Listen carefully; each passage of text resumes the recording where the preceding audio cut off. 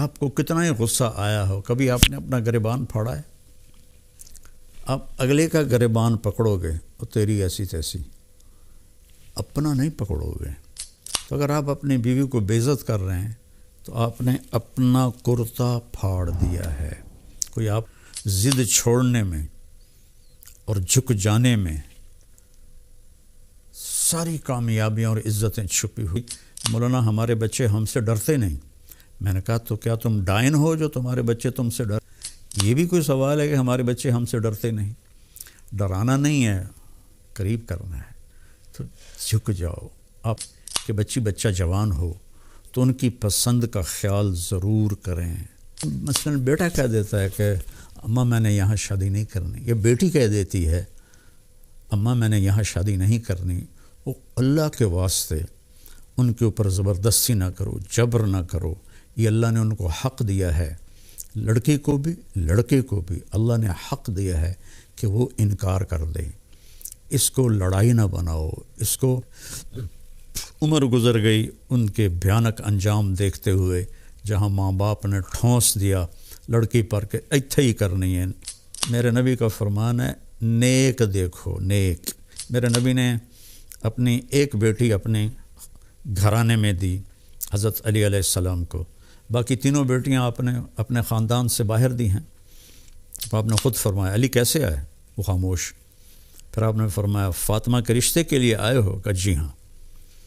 تو انشاءاللہ کہہ کے اٹھ گیا، ہاں نہیں کی، صرف اتنا کہا انشاءاللہ، حالانکہ وہی آ چکی۔ فرمایا بیٹی علی کا رشتہ آیا ہے، میں ہاں کر دوں؟ جب حضرت فاطمہ نے ہاں کی، اب فوراً واپس گئے، علی لوگوں کو بلاؤ۔ تو آپ نے ممبر پر کھڑے ہو کہ پہلی بات یہ کہ لوگوں میرے پاس جبریل اللہ کا پیغام لے کر آئے تھے کہ میں اپنی بیٹی فاطمہ کا نکاح علی کے ساتھ کر دوں۔ ہن لباس لکم وانتم لباس لہن، کہ تمہاری بیویاں تمہارے لباس ہیں، اور عورتوں سے کہتا ہے تمہارے خاوند تمہارے لباس ہیں۔ یہ تشبیہ پورے قرآن میں کسی رشتے کی اللہ نے نہیں دی جو خاوند اور بیوی کی اللہ تعالیٰ نے تشبیہ دی ہے کہ یہ تیرا لباس ہے، اور تو اور یہ بیوی کے لیے خاوند لباس ہے، خاوند کے لیے بیوی لباس ہے۔ اب آپ تھوڑا سا غور فرمائیں، کیا لباس کے بغیر ہم کہیں جا سکتے ہیں؟ یہ خاوند اور بیوی کا رشتہ کتنا ضروری ہے۔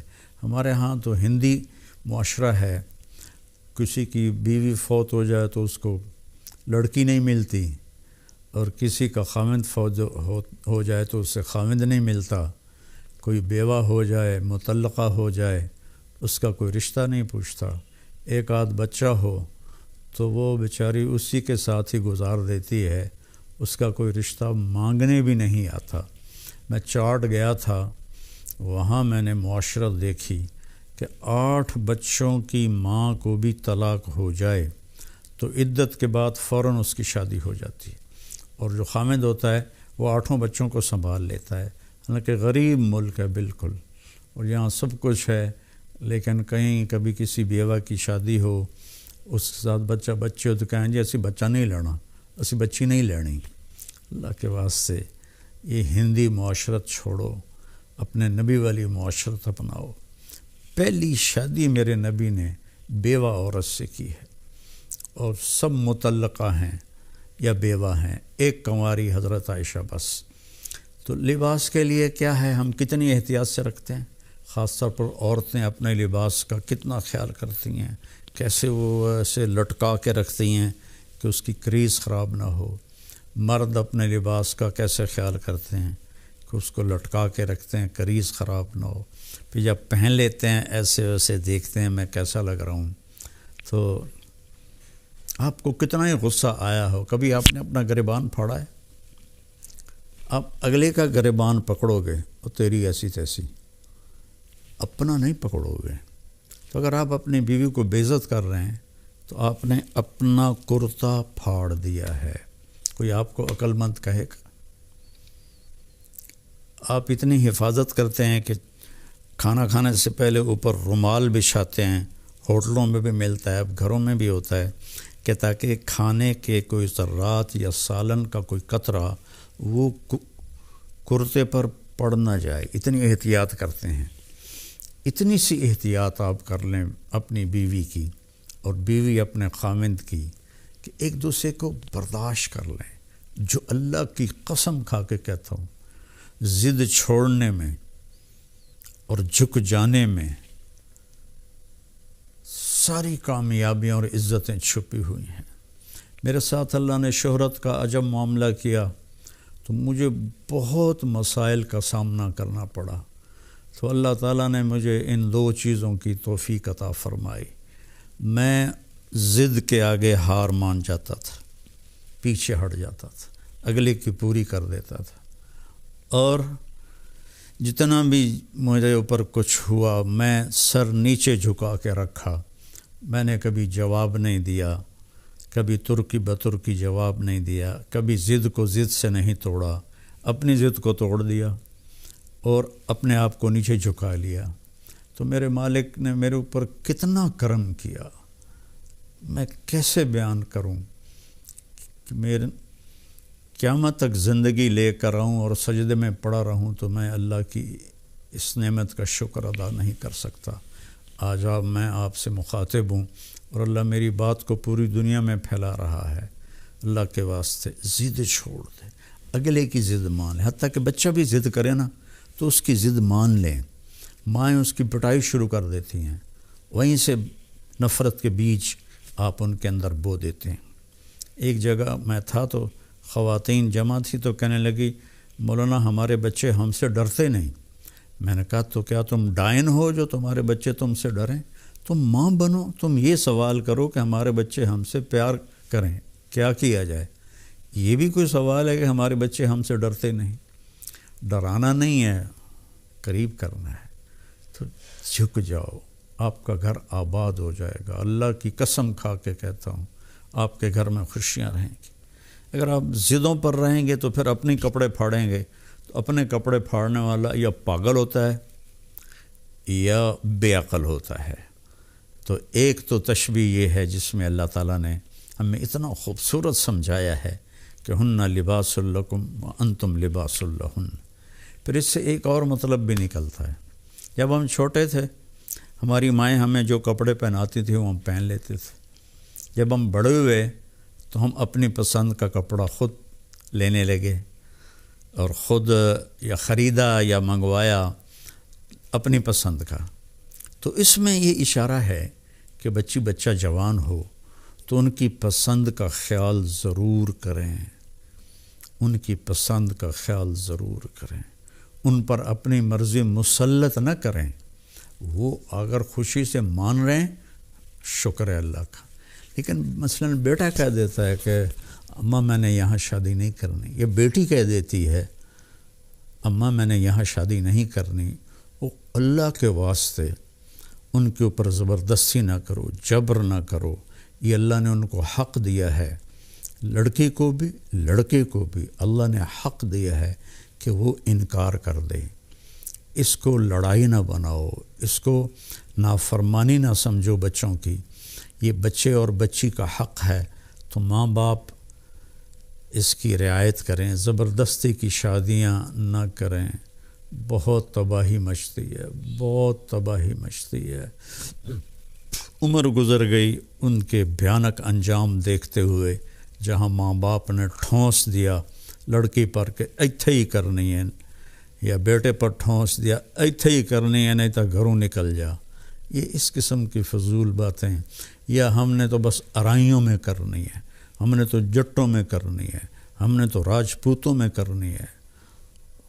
میرے نبی کا فرمان ہے نیک دیکھو، نیک ہو، صالح ہو، اچھے اخلاق والا ہو، جس قوم کا بھی ہو رشتہ جوڑ دو۔ میرے نبی نے اپنی ایک بیٹی اپنے گھرانے میں دی حضرت علی علیہ السلام کو، باقی تینوں بیٹیاں آپ نے اپنے خاندان سے باہر دی ہیں۔ حضرت عثمان کو جو بنو امیہ میں سے تھے 2 بیٹیاں ان کو دی، ابو العاص کو بڑی بیٹی حضرت زینب دی۔ تو رشتوں میں اس بات کا خیال رکھیں کہ بچوں کی رائے کا خیال رکھا جائے۔ بات لمبی ہو رہی ہے لیکن ضروری ہے. حضرت علی رضی اللہ تعالیٰ عنہ علیہ السلام تشریف لائے حضرت فاطمہ کا رشتہ مانگنے، اور جبریل پہلے آ گئے تھے کہ یا رسول اللہ، اللہ نے علی اور فاطمہ کا رشتہ طے کر دیا ہے. تو جب آ کر بیٹھے تو شرمندگی سے بول نہ سکے، تو آپ نے خود فرمایا علی کیسے آئے؟ وہ خاموش. پھر آپ نے فرمایا فاطمہ کے رشتے کے لیے آئے ہو؟ کہ جی ہاں. تو انشاءاللہ کہہ کے اٹھ گیا، ہاں نہیں کی، صرف اتنا کہا انشاءاللہ، حالانکہ وہی آ چکی ہے، وہی آ چکی ہے. انشاءاللہ سیدھے گھر گئے. حضرت فاطمہ رضی اللہ تعالیٰ عنہ علیہ السلام کو بلایا اور فرمایا بیٹی علی کا رشتہ آیا ہے، میں ہاں کر دوں؟ اللہ اکبر. آج کی بیٹیاں بیچاری ماں باپ کے آگے سر جھکا دیتی ہیں، تو جنت کی عورتوں کی سردار اور حسنین کی ماں، ان کے بارے میں آپ کا کیا خیال ہے؟ بیٹی یہ رشتہ کر دوں؟ جب حضرت فاطمہ نے ہاں کی، کنواری بچی کی خاموشی ہاں ہوتی ہے، انکار نہیں ہوتا ہے، تو آپ خاموش رہیں. اس کا مطلب تھا کہ میں تیار ہوں. اب فوراً واپس گئے، علی لوگوں کو بلاؤ. پھر لوگ آئے، مجمع مسجد میں اکٹھا ہوا. تو آپ نے ممبر پر کھڑے ہو کے پہلی بات یہ کہ لوگوں، میرے پاس جبریل اللہ کا پیغام لے کر آئے تھے کہ میں اپنی بیٹی فاطمہ کا نکاح علی کے ساتھ کر دوں. جب میرا نبی اتنا خیال کر رہا ہے، ہم بھی خیال کیا کریں. آپ کا صحابی مجھے پکڑ کے لایا ہے، لیکن میرے چھوٹے چھوٹے بچے ہیں، وہ بھوکے ہیں، اگر آپ مجھے چھوڑ دیں میں ان کو دودھ پلا کے واپس آ جاؤں. کہ اگر میں واپس نہ آئی تو اللہ مجھے جہنم میں ڈال دے جیسے انسانوں کو ڈالے گا. میرے نبی تشریف لے جا رہے ہیں، آپ کو آواز آئی یا رسول اللہ. آپ نے یوں دیکھا کوئی نظر نہیں آیا. پھر آواز آئی یا رسول اللہ. دیکھا تو ایک ہرنی گلے میں رسی چارپائی سے بندھی ہوئی، وہ آپ کو پکار رہی تھی. آپ قریب آئے، کیا ہے؟ کہ آپ کا صحابی مجھے پکڑ کے لایا ہے، میں اللہ کی تقدیر پہ راضی ہوں، مطلب ذبح کی جاؤں، لیکن میرے چھوٹے چھوٹے بچے ہیں، وہ بھوکے ہیں، اگر آپ مجھے چھوڑ دیں میں ان کو دودھ پلا کے واپس آ جاؤں. تو آپ نے فرمایا اگر تو واپس نہ آئی تو پھر؟ کہ اگر میں واپس نہ آئی تو اللہ مجھے جہنم میں ڈال دے جیسے انسانوں کو ڈالے گا. تو آپ نے اس کی رسی کھول دی اور وہیں بیٹھ گیا. اس نے دوڑ لگائی اور پہاڑوں میں غائب ہو گیا. دیر گزر گئی تو آپ نے دیکھا وہ پہاڑ سے اتر رہی تھی اور آ کر کہا یا رسول اللہ میں حاضر ہوں. اللہ اکبر. اسے خبر ہے میں کیوں حاضر ہوں. آپ نے اس کو رسی سے باندھ دیا اور پھر بیٹھ گئے. دیر گزری، وہ صحابی ہے جنہوں نے پکڑا تھا شکار کے لیے، وہ دیکھ کے پریشان ہو گئے، یا رسول اللہ آپ کیسے؟ کہا بھائی میرا ایک کام ہے چھوٹا سا. کہا کیا؟ کہ یہ ہرنی میں ہدیہ مانگتا ہوں آپ سے.